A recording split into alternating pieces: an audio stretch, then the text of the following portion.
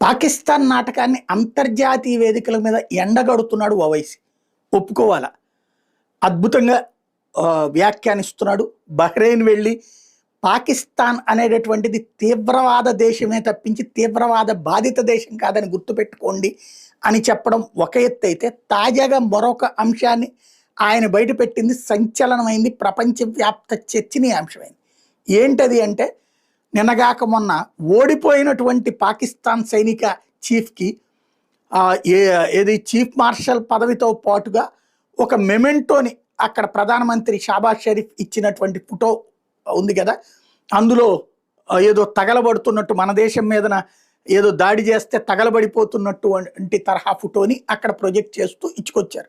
dramatise చేయడానికి ప్రపంచం ముందు వాళ్ళ దేశ ప్రజలు ఆల్రెడీ రకరకాలైనటువంటి ఘర్షణల వాతావరణం ఉన్నటువంటి సందర్భంలో దాన్ని డైవర్ట్ చేసేయడం కోసం అని చెప్పేసి